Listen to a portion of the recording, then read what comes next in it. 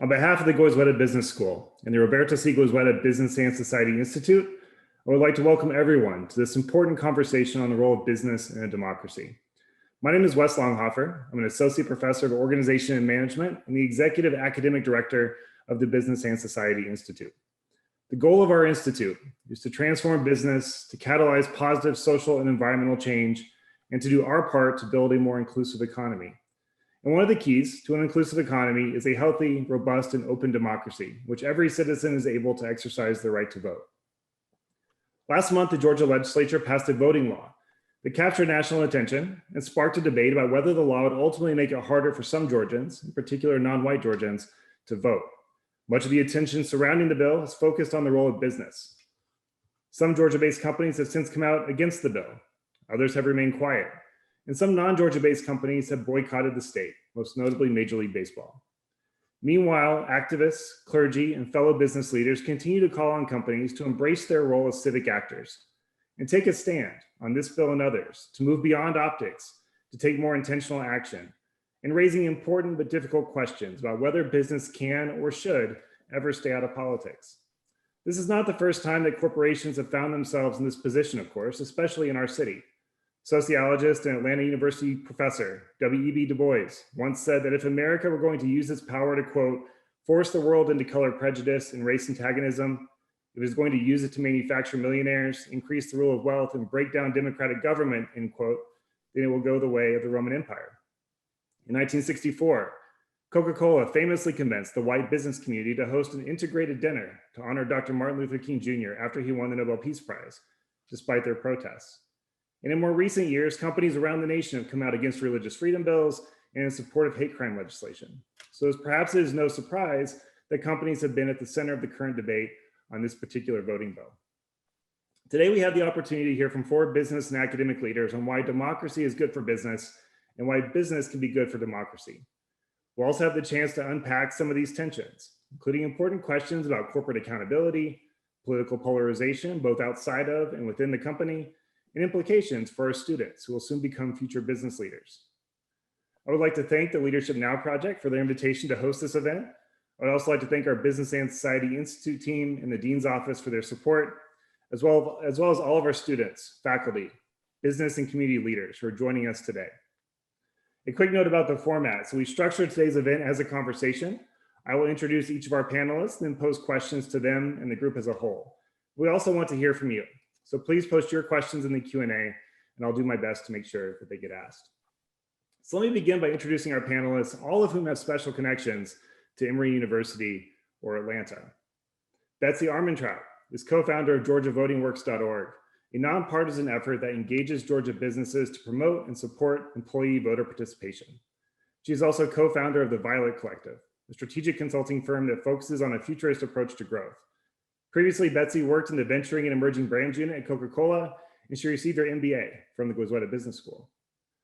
Didi is Senior Research Scholar and Associate Director for Research at Stanford University's Center for Democracy, Development, and the Rule of Law. Her most recent book is Clientelism, Capitalism, and Democracy: The Rise of Programmatic Politics in the United States and Britain, 1870 to 1920. Before receiving her PhD in political science from Harvard, Didi was an undergraduate student in political science and history at Emory College. Teri McClure served as General Counsel, Chief Human Resources Officer, and Senior Vice President for Labor Relations and Communications at UPS, and is the recent co-author of a Newsweek editorial entitled As Georgia Goes, So Goes the Nation. Teri is an alum of Emory Law School. And Craig Robinson is an experienced Chief Executive, Division President, and Board Director for global commercial real estate, outsourcing, and tech-enabled service companies. He is currently a board director for Roofstock, Philo, and the Harvard Club of New York, and a board advisor for Statebook International and Pacific Program Management. He's a founding member of the Leadership Now Project and is originally from Atlanta. So please join me in welcoming Betsy, Didi, Teri, and Craig.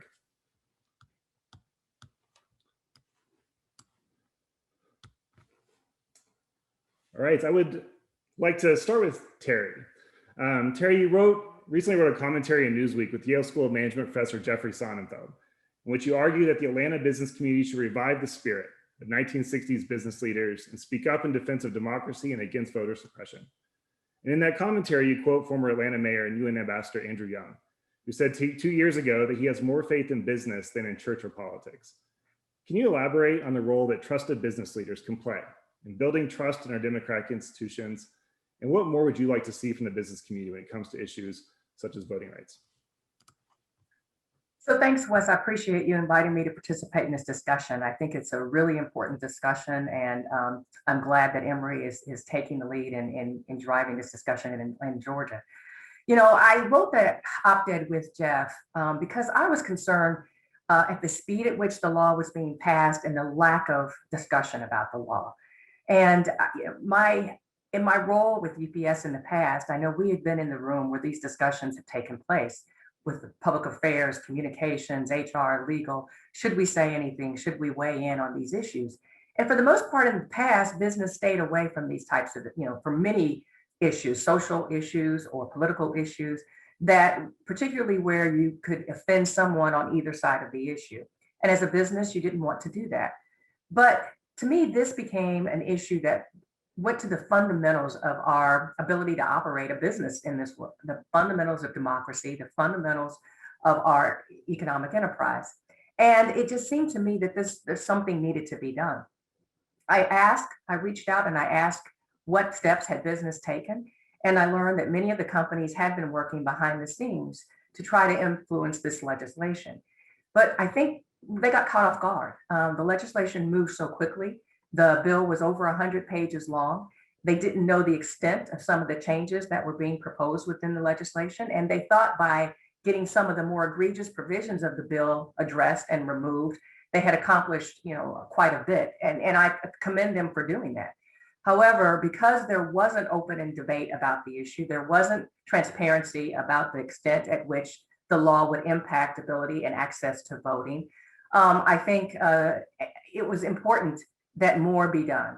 And so I felt like business had a role to raise the issue for their employees, for the community in general, to encourage people to engage in the discussion about the legislation, and to really help bring greater transparency to the impact that the legislation would ultimately have on our communities. So that's why I felt business should have been involved. And the op-ed was really a warning to those other companies in other states where similar legislation was moving through very quickly, that if they did not speak up much more boldly than was done in Georgia, that the same thing could happen in those states. Thank you, Teri. You speak to the fundamentals of democracy and why that's important for business. Didi, you've written extensively about the history of democratic capitalism, arguing that business leaders once played a positive role in shaping and improving democracy. Can you tell us a bit more about the history of corporate engagement in democracy and how that history informs our current understanding of corporate activism around these recent voting bills? Sure. Well, I think that, first of all, thank you for inviting me to be on this panel. It's really wonderful to be back at Emory. And I think that we all realize we're at a sort of turning point in corporate engagement with politics today. For many years, dating back to the beginnings, the origins of democracy and capitalism, you had at times a adversarial relationship between business and government, and at times a sort of complementary or symbiotic one. But the entire history and arc of the two show us that democracy and capitalism thrive when both of them work well for the people. And in recent years, we know business involvement in politics has often been around business issues, maybe regulation, taxation, and yet, especially during Trump, business has become much more active and vocal, not only on corporate social responsibility or thinking about other stakeholders besides shareholders, but especially on issues that employees and consumers care about. I think the uptick in business engagement today is the result of more assaults on democracy and voting rights than we've had in recent history. So there are three things that I'll just identify as being important to the relationship between democracy and capitalism. First, going back to Aristotle, there are two defenses of democracy. One is intrinsic, just we have a right to choose our government. We have a right to participate in how we're governed. And the second is instrumental. When you have a political system that aggregates all the different ideas and interests of people, you're likely to get the best ideas that come to the top. Citizens have fought really hard for these voting rights, and these voting rights battles today are just how they're taking place in the 21st century. And we don't want a political system that excludes people's voices. The second, I think, issue with these voting rights battles is that they reveal just how partisan and polarized our polity is. Ultimately, that's bad for business because you want a functional government. You want to know who you're negotiating with as a business. You want to know how the policy-making process works and what a series of expectations are around your elected officials. And finally, I think the consequence of when democracy is at stake, when democracy doesn't really seem to be functional, then a lot more falls on corporate America to make decisions about solutions to public problems. And quite frankly, that is the government's job. These are public policies that should be extensively negotiated and deliberated in public, like Teri is saying, transparently by our legislators, not by the private sector. And I think that what we see now is a public that feels a little bit uncomfortable with business engagement on the one hand. And we've had, editorials from The Economist, the Wall Street Journal decrying business hypocrisy and now getting involved, in addition to Republican leaders calling out businesses. But we also know the public relies on people with power, i.e. the business community, to do something when the government won't. So we can go deeper in the Q&A on the history of this, but we find business in a sort of precarious position now because we know democracy is necessary for capitalism to thrive, and yet it is also sort of under attack. It's an excellent point. Something I want to make sure we get a chance to talk about later is what does this mean when we're going to see more political failures, congressional failures on big issues, right? Like Biden has an ambitious agenda. And if we do see failure in the congressional realm, are we going to expect business to kind of step in on things like climate change or immigration? Craig, the Leadership Now project was instrumental in this conference call I held a few weeks ago among more than 100 CEOs about the law in Georgia, as well as similar ones proposed around the country in places like Texas. Much of the focus here in Georgia has been on the relationship between corporations and society, right? So the recent calls for boycotts or specific actions taken by companies in response to the bill, such as the decision by Major League Baseball to not host the All-Star game. How important have the conversations been within the business community itself, particularly among executives in conversations with each other, in encouraging companies to speak out on these voting bills? Well, thanks, Wes. That's a great question. I will say it's been very important. I, for one, am encouraged by just how engaged the business community has been over the past few weeks. As you said, we're seeing CEOs come out and make statements individually and collectively, and even in the case of Ken Chenault and Ken Frazier, appealing to their peers to join them in fighting the fight. And I think, as Didi said, businesses have always been involved in politics that's just largely unseen through their PACs and their lobbying. And I think the question now is, are they going to use their platforms, their voices, their resources for the greater public good?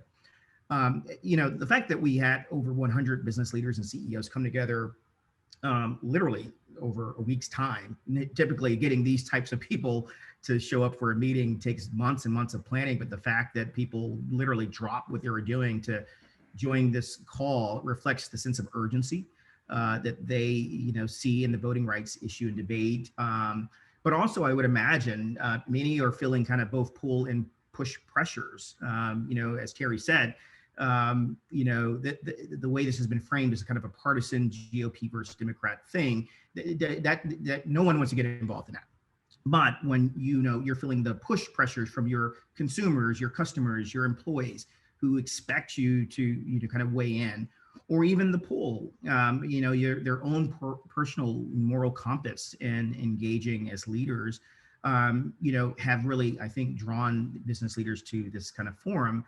And the reason is quite simple. I mean, we're at an inflection point. You've got over 350 restrictive bills being literally railroaded through, 47 different states. And this is a playbook. And, if you don't speak up now, then forever hold your peace, because this is going to have very structural and lasting, kind of implications. I would say Leadership Now really sees an opportunity. We're a membership organization of over 300 business and thought leaders around the country to really help shape and inform and direct a lot of this CEO and business leader enthusiasm and engagement. What was really clear in the call is that people don't know. They're confused. They want, facts and data and all of the other ways in which businesses make decisions. They want the access to that information to figure out how best to weigh into this debate. What are the resources that they should deploy to shape and inform it, and do it in a way that's consistent with their corporate values. And so we really see that now as a perfect opportunity to define what best practices look like for voting and democracy policy, and provide leaders with a toolbox of ways in which they can, in their own, authentic ways, weigh into, kind of a way of the fight in a way that's constructive and productive.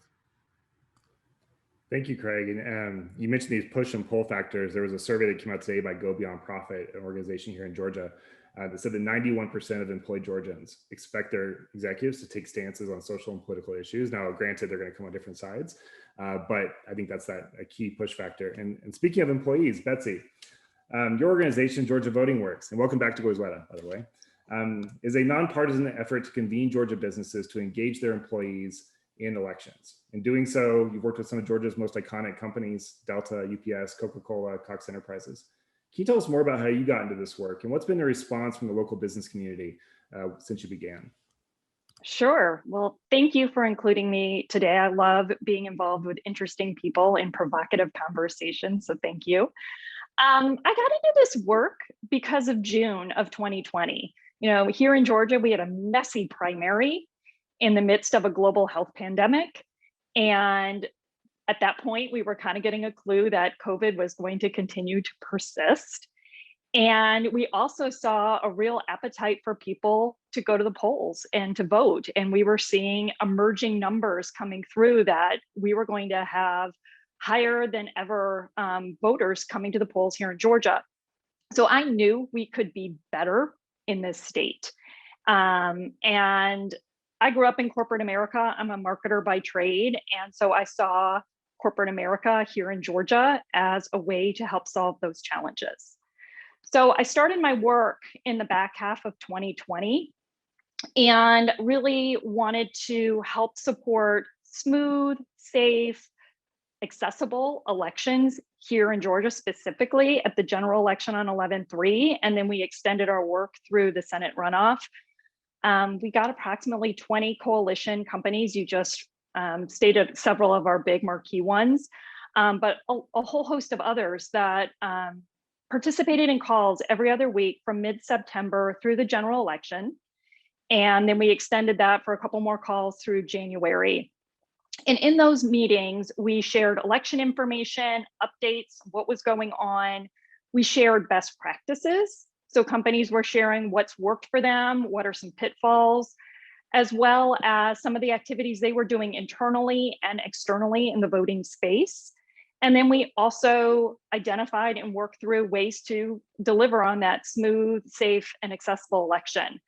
Our first meeting was in mid-September, and we included our Secretary of State, Brad Raffensperger, and his team in that meeting. And Brad helped to outline 4 key areas where we could get corporate support to run these smooth elections. And those were PPE, tech support workers, getting the message out to vote early to get pressure off 11/3, and to get absentee drop boxes. So our companies, looked at their capabilities. They looked at their resources to say, how can we help? How can we lean into those 4 areas? And coming out of those 2 elections, we donated over 9,000 plexiglass shields that were delivered across the state to all of our precincts. We recruited almost 3,000 tech support workers whose function was to help with our new Dominion machines. So if they ever went offline, there was somebody in place on election day who was fully trained who could bring them back up. So we wouldn't have long lines because of our machines. We also donated spaces for those people to be trained across the state. We created an early voting in-person campaign that had television, radio, outdoor, social, and an influencer campaign specifically focused on people of color to get out the word to vote early in person. And last, we purchased 45 absentee drop boxes that were purchased and delivered across the state and in counties that didn't have one. And so that's work that we specifically did at Georgia Voting Works, but that's on top of work that those companies were already doing. Many of them were already communicating with their employees about election information. Many of them had already signed up with time to vote and were giving flexibility and time off. And others were doing outbound conversations with consumers, if that's like with Rock the Vote or other things. So we were sharing a lot of that information, but the lift was really expansive across the Georgia business community when it came to our elections. Thank you, Betsy. It's incredibly important work, and so thank you for doing that here in the state. I want to go, and I'm going to ask a few questions to everybody, and the students on the call know that I'm not a professor who cold calls, but I can if I need to. But I think we have a great group here. I want to go to this issue that Didi brought up about these op-eds saying there's a hypocrisy here. So there was a recent Forbes piece by Wharton professor Mary Hunter McDonald, and she describes how the social strategies and the political strategies executed by companies are oftentimes played on different fields. Companies may take social stances on voting rights, immigration, LGBTQ rights, but their political contributions may go to support conservative politicians, or they may lobby for laissez-faire regulatory policies. If we're going to look to business to help build trust and democracy through their social activism, then how should we think about the other ways that businesses engage in politics, such as through lobbying and campaign expenditures? I'll jump in. Listen, I think stakeholders, broadly speaking, expect consistency. They want consistency between what you say and what you do. And it's not enough to offer kind of these thin PR, curated marketing statements, and then not have your actions as a corporation kind of reflect that. I think that's actually worse than not saying anything at all. And it's not just your lobbying and your campaign, which is largely unseen. It's where companies make big investments, where they host events and conventions and exercise their influence, where they have employee bases. And I think, in this, golden era of, kind of the digital transparency, people are able to find out and see what you're doing. And so I think if companies are going to use their voices, then they have to also, kind of use their feet and enact that action as well. Yeah, I agree with Craig.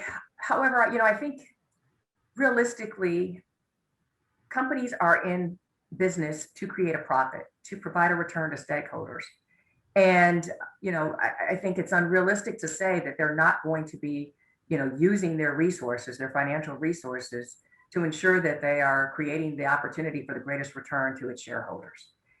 So, that is there. But I think there can be changes to the way in which campaign financing works, contributions works, transparency around campaign financing, that can make that less of a, that creates opportunities or restricts overall where campaign financing comes from. So you don't have this disproportionate influence by corporations who need access to their government officials, quite frankly, and that's why they're making those contributions.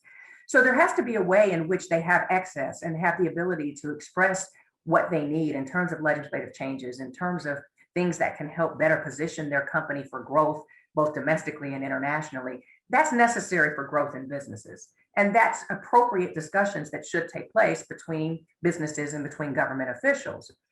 If there's a way in which we can better regulate the use of funding so that you're not putting in corporations in a way where their only way to have that sort of access is through financial contributions, but there's other ways to do it, then I think they can better align their sort of social commentary and positions externally with how they're using their resources. But companies have to have a way to have their positions shared with the government and work with government to create opportunities for growth for businesses. I think it helps to have a clear set, at this moment at least, a clear set of democratic principles around which companies can advocate without being accused of partisanship. So if businesses were to say, we operate in a market environment, in a political or in a business environment that is neutral or that has rules of engagement, your contracts will be enforced equally. You have courts, you have disputes with labor, well, you have a negotiator you can go to. Politics should also be that way. There should be a fair and equal playing ground in politics instead of the way that we've seen partisanship sort of play out in the past few years, particularly on messing with the rules of voting, which in most advanced democracies, most political parties do not do. So I think that you can sometimes articulate neutral principles by which, that you think all Americans should have access to, and maybe those principles are even derived from how you do business effectively. Brad Smith, when at Microsoft, when he was denouncing, I think, the Texas bills, said, not only do we think voting restrictions are bad, but also in Washington state, where Microsoft is headquartered, we just have automatic voter registration, mail-in ballots. You know, there's actually an alternative, not only to a restrictive environment, but we have these actual policies that we can do. And sure, Washington has a lot of Democratic legislators, but he was basically saying, you know, we can just make all this easy and then everyone can forget about it. So that, I think, is a nice path forward for business if you don't want to just like totally upend how lobbying and government relations work.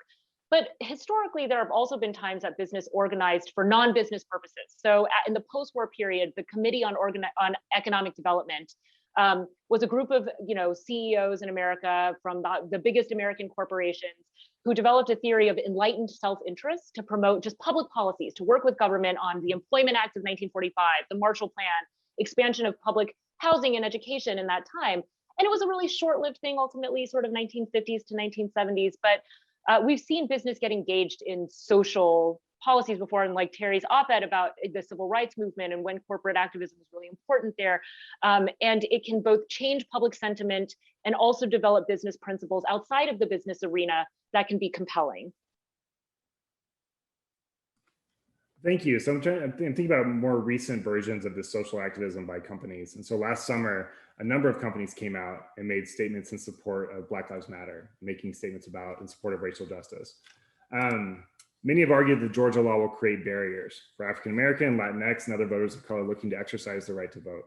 How did the statements made last summer relate at all to the statements made this spring about these voting laws? And what would you say to companies that made statements last summer in support of Black Lives Matter, but have not made statements about these laws? I'm happy to jump in.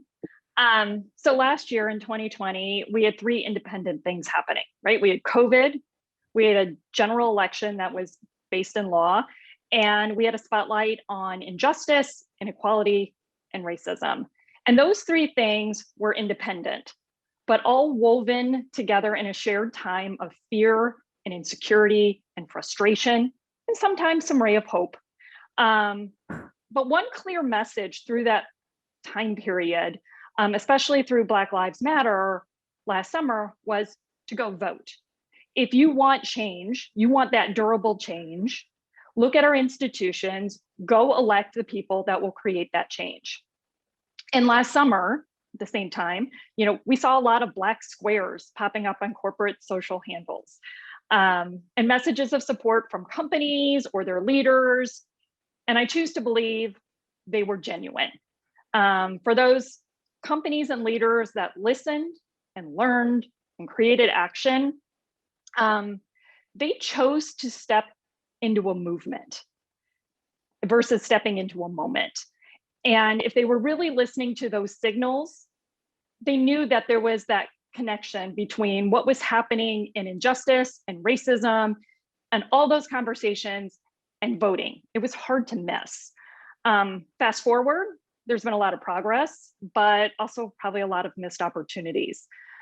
Some companies have used their megaphone to, you know, share their beliefs on voting and bills and our new law. But like, as Teri was saying earlier, that's not the entire story. You know, one of the frustrations that we have with politics is the binariness of it. I win and therefore you lose.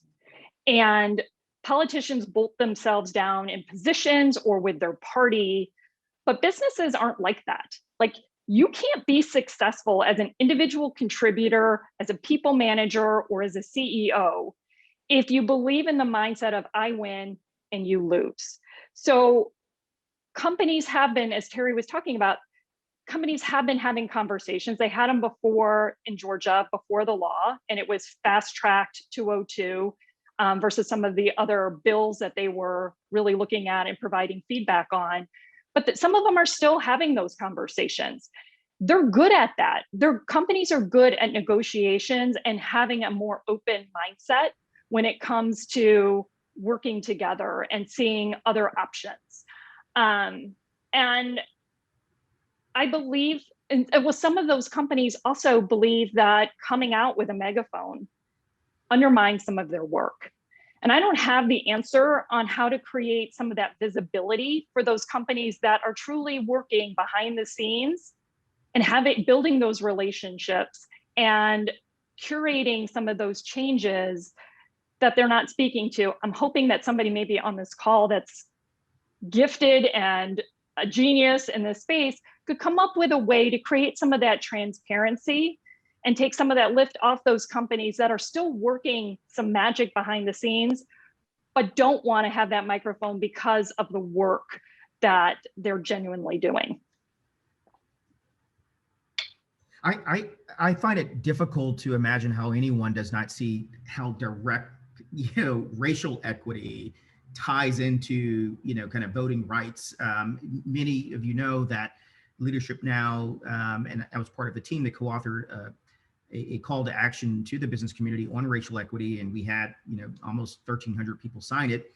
And we were last summer very clear that there are three components. Not only is there police reform, and as our economy opens back up, there should be kind of an equitable participation in that economy. But we were very clear that voting rights is a big part of that. How can I have, equal participation without equal access to democracy? So to me, those things are really tightly, not only aligned, but dependent.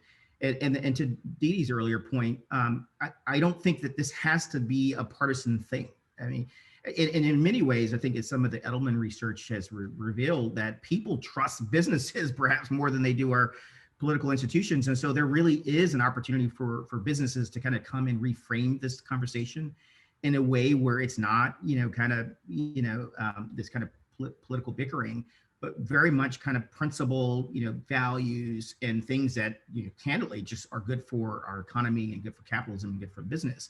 And so anyone who's struggling to see the connection between racial equity and voting rights, ping me offline and we can, talk about it. Well, Wes, I think it's also just, we can't forget our history, and we seem to want to brush it under the rug.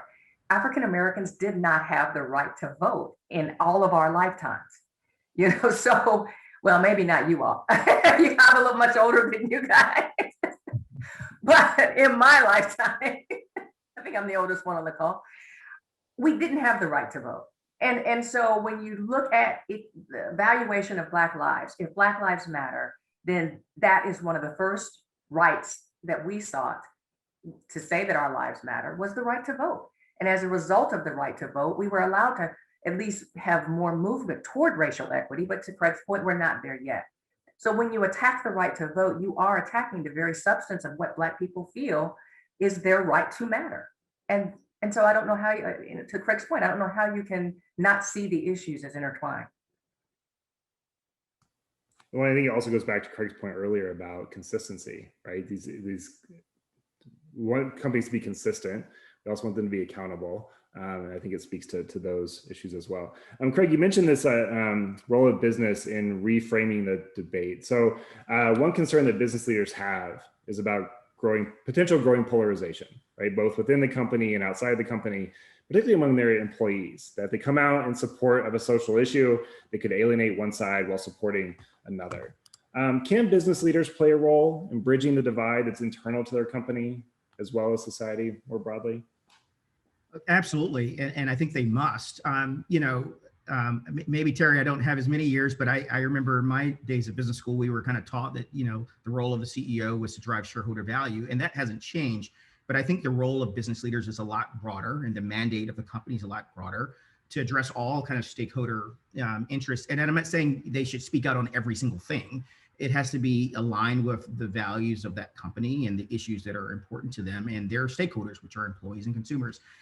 But, Wes, to your point, and I'll just say it again, I think the business community has a compelling opportunity to reframe issues that we've become so sensitive and polarized in a way that makes sense.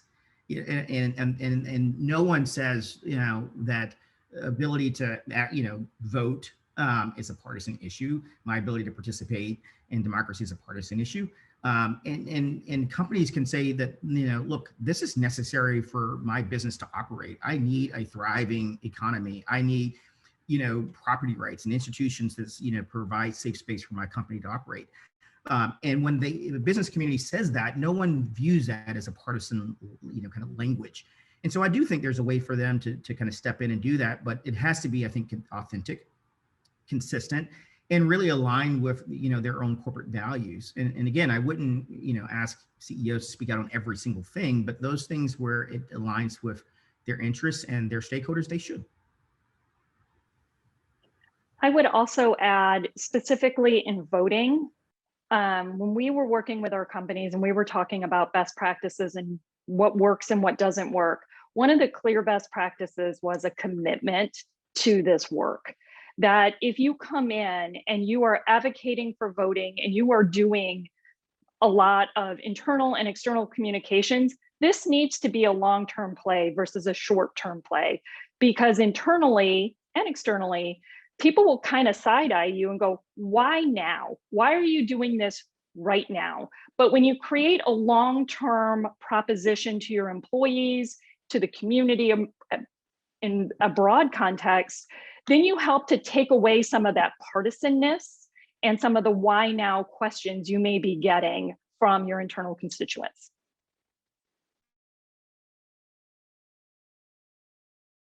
One thing I just want to add, it's a native of Atlanta. I do remember, and I always felt a little bit of pride that Atlanta was a city that was too busy to hate, right? So this idea that business interests, were a factor. Boycotting businesses was a factor in why businesses chose to engage, and why we saw businesses move from Alabama to Georgia, because in some ways the business community said, hey, we want to create a space for businesses to thrive here.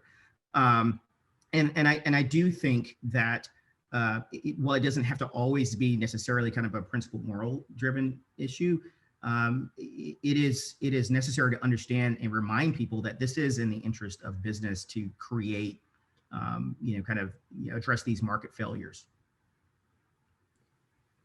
Didi, do you want to add something? Well, I think I'm the only person here who doesn't and has never worked at a corporation, but and US. But so I can't speak to what it's like to have to oversee polarized employees. I imagine if it's a microcosm of polarized America, it's awful and really hard. But I will say that polarization itself is a problem that I think businesses could, I'm not sure what the end result of the voting rights struggles will be at the state level. I'm not sure if it'll all be preempted by the passage of HR 1, which would preempt all these laws, these restrictive laws, I mean.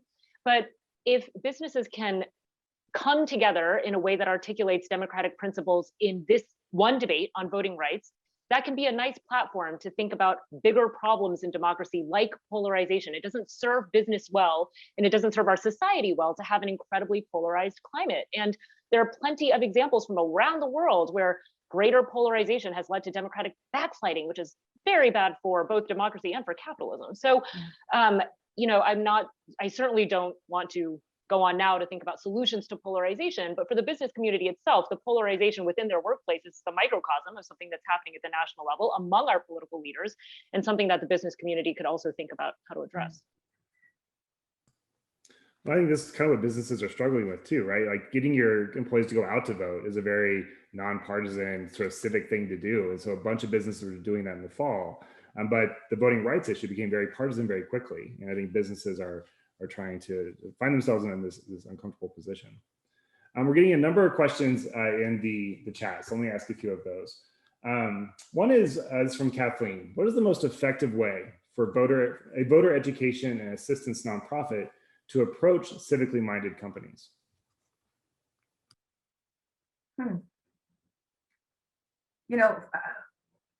I think in many organizations, those sorts of issues come through a communications person or a public affairs team, or HR, legal function within, if it's a larger organization. And so, or even a foundation, if it's a nonprofit. A lot of those relationships with nonprofit organizations are run through a corporate foundation. So an organization that's trying to get a connectivity with a corporation to kind of raise these awareness, you have to do your research and find out where those issues sit within the organization. I'd start with the foundation and then look to communications. And those people typically bring the issue to the broader organization, to evaluate whether or not it's an organization, an entity, or a cause that that the business is prepared to stand behind. In addition to that, some of the work what we were doing this fall, when we were bringing in companies, we had to vet them out to be nonpartisan, right? So some of these bigger companies that are figuring out exactly what their voice should be and are navigating disparate groups of employees, a nonpartisan and truly nonpartisan, like they're going back, and a lot of groups will say they're nonpartisan, but they're not.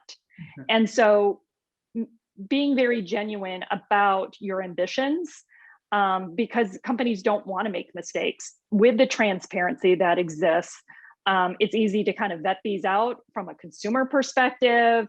Different political organizations can easily figure out what the agenda is. I would just add that most corporations operate based on numbers and facts and science and truths. And one of the ways I think for people to really help companies understand the implications of their actions, the implications of bills and other kind of things going on in the marketplace. And one of the things that we at Leadership Now try to do is to really provide that information, provide a source of truth, and then companies have to decide what they're going to do with that, right?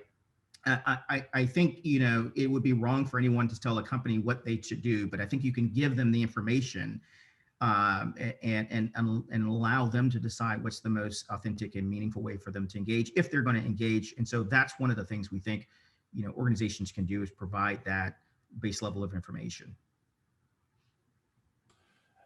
Arun has a question about employees, and particularly about employee morale. So he writes, while businesses are coming together collectively to voice their protests against the new law, there are also modern organizations that are banning political discussions at work, such as Coinbase and Basecamp. How much impact does this have on the larger discussion? And how and where should businesses draw the line to encourage healthy debate without affecting morale? Yeah, and I think that's a great question. And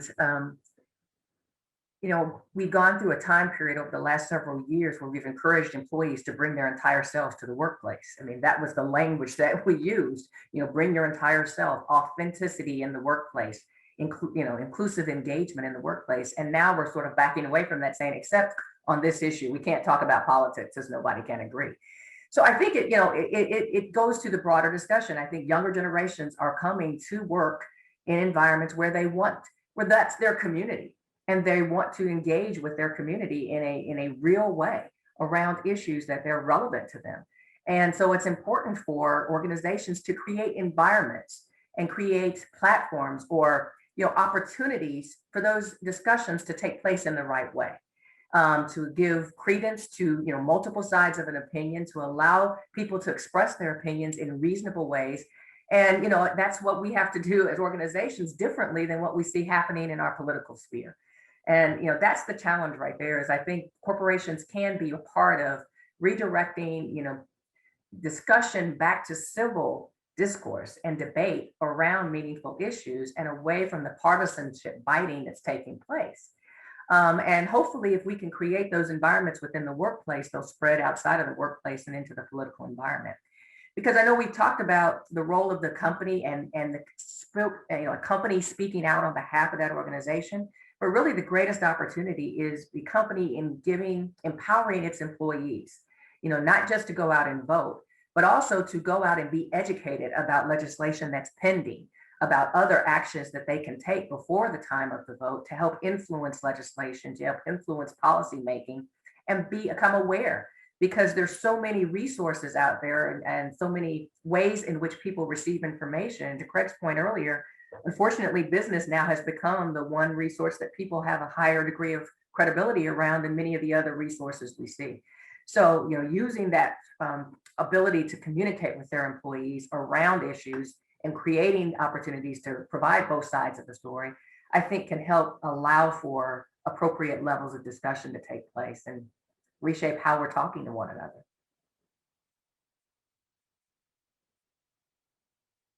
So I do want to get to this question about other issues facing our country. And Eric is interested in issues of climate change and equity. Randy asks about corporations, what they can do more proactively to pay their fair share to deal with income inequality. Given that voting rights are not the only issue facing our country, nor is it the only source of dysfunction in Congress, given that we're likely to see future political failure in other issues, such as climate change or immigration or inequality, do you think business will continue to step up and fill the gap when we need them to? Yeah, I'll take that one, or at least I'll start to take that one. How about that? I think companies will continue to step in, but I think that they're going to be more choiceful on the lanes that they pick. So if those lanes are based on the product or service they deliver, if it is based on a consumer, if it is based on a passion of the founder or owner, but they can't do everything. I can't do everything. A lot of those things matter to me, but I can only focus on so many things. And so I think what you'll start to see is deep expertise in certain lanes that companies choose that are smartly aligned to their business objectives or their consumer, or again, a passion area of a founder or owner.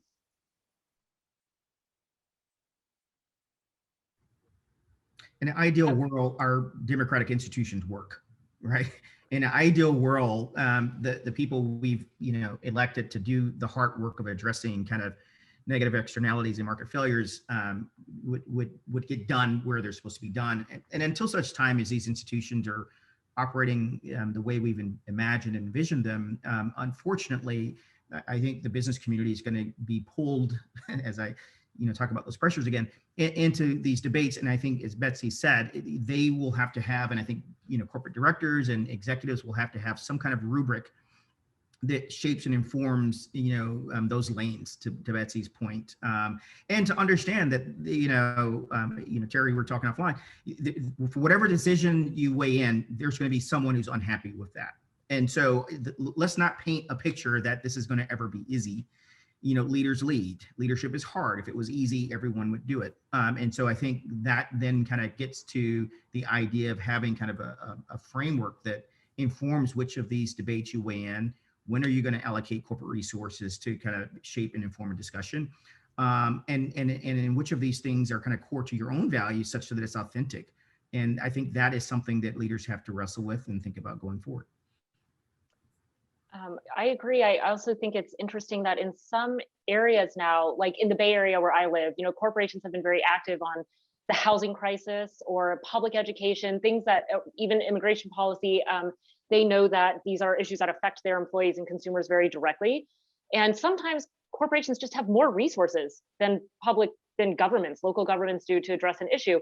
But I think that on big structural issues like climate change, inequality, it's not really up to corporations to solve the emissions problem or to fix wealth and wage inequality.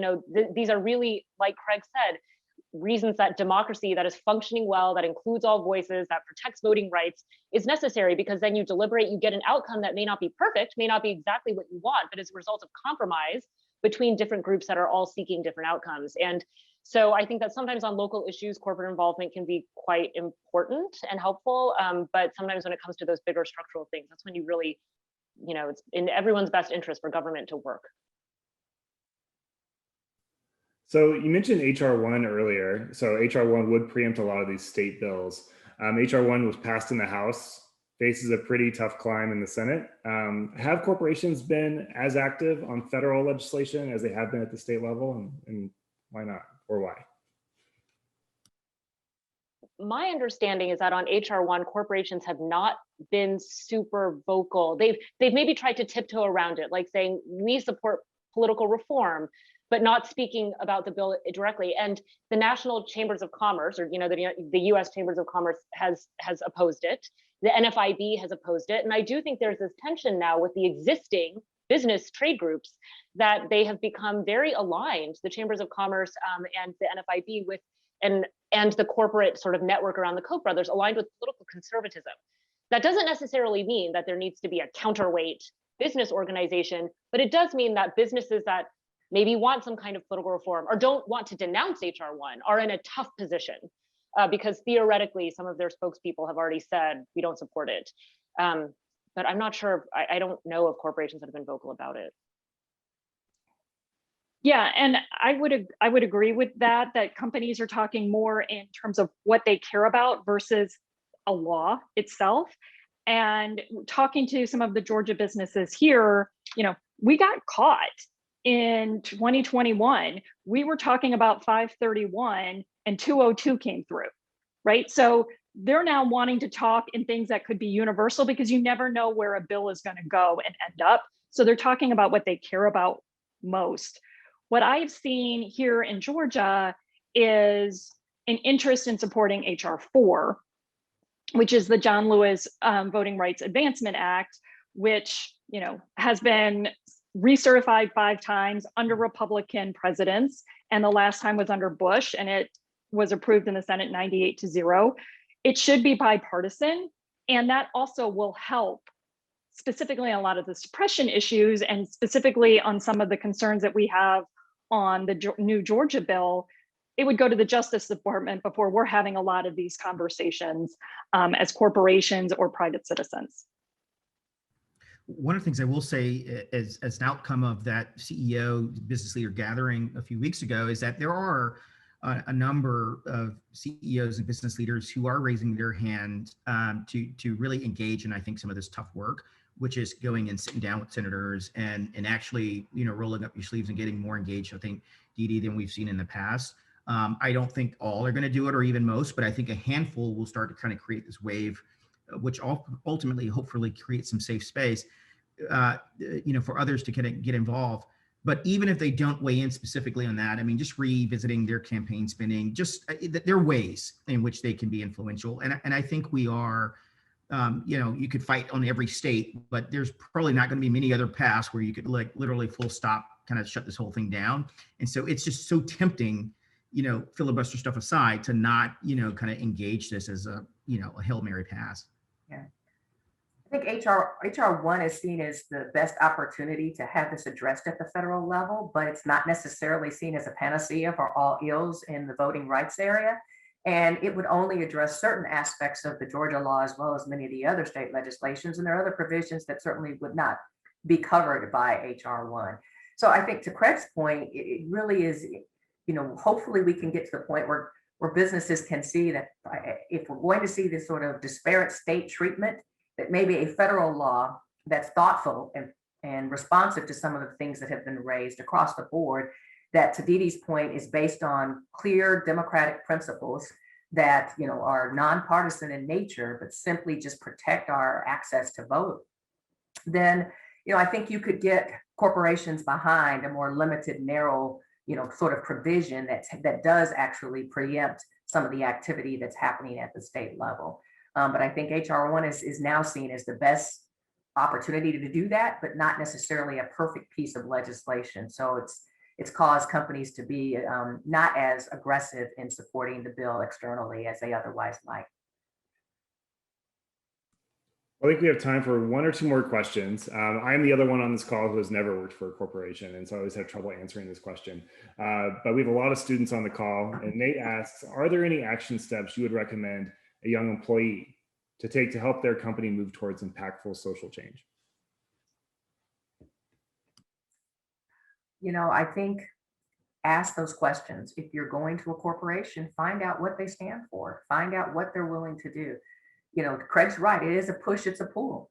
And if that's what the generation of talent is asking, then organizations are going to have to be responsive to that. The fight for talent is just too significant right now. And good organizations that want good people are going to be responsive to the things that those people are asking them to do if they come into their workforce.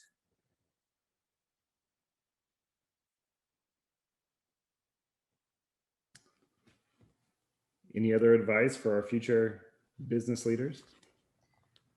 Listen, I just piggyback Teri's point. As a stakeholder, you're both an employee, you're a consumer. You have a voice, and technology and the ways in which we connect today, provides lots of ways to amplify that voice. And I think in many ways, the best thing you can do is really make sure that the leaders of your company understand that this is an important, and it's probably important to others in the company as well.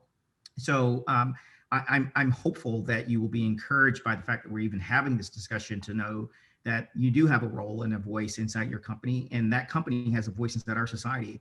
And if you have the courage, then that will hopefully encourage the company to have courage. And so it is a very important role, even, you know, as an employee.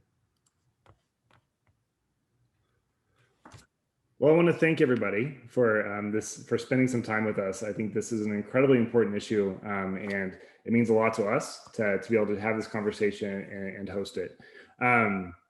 Some juniors are asking about junior seminar credit. We'll get that link posted in the chat in just a second. I got to find it. But thank you, everybody, for joining us. Any last bits of wisdom or questions for each other?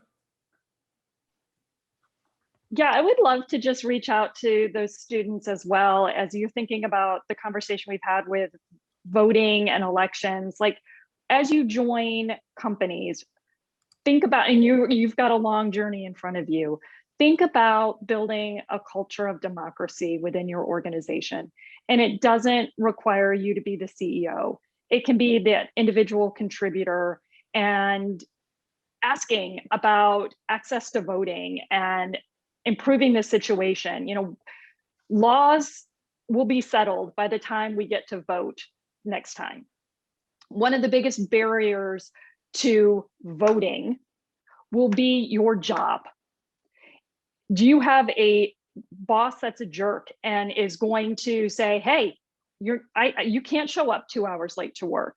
Or do you have the financial ability to take a couple hours off of work to go stand in line? A lot of us on this call can check email and reschedule meetings, but many Americans can't. And so as you join these organizations and as you advance in these organizations, really understanding the role that you can play in providing access to voters and encouraging them to participate in our democracy. Yeah, I would just say, stay engaged with the political process. We saw how quickly the law passed in Georgia, and that was due to people not being engaged, and we're all at fault. And so I think as young people coming up, don't get discouraged by the political process, get engaged, get involved, and try to change it. And I would just say that just over the past few years, things that we never thought were possible are now possible. And a lot of that is because young people are engaging these institutions. We're holding our businesses and our politicians accountable, and we're voting. And, you know, and if we keep doing that, anything is possible. So I would just say, you know, find your voice, find your lane, and have the courage to walk it. I agree with all of that. Beautifully said. I agree too. As I tell all my students, change happens from wherever you sit. And so don't wait and take action on the things that you're passionate about. All right, well, thank you so much. On behalf of the Goizueta Business School and the Business and Society Institute, I want to thank you all for spending some time with us. Thank all of our attendees for being a part of this conversation. And I invite you to join us in future conversations around critical issues facing business and society in the coming months ahead. I hope everybody has a wonderful evening and keep doing what you do. Thank you. Thanks.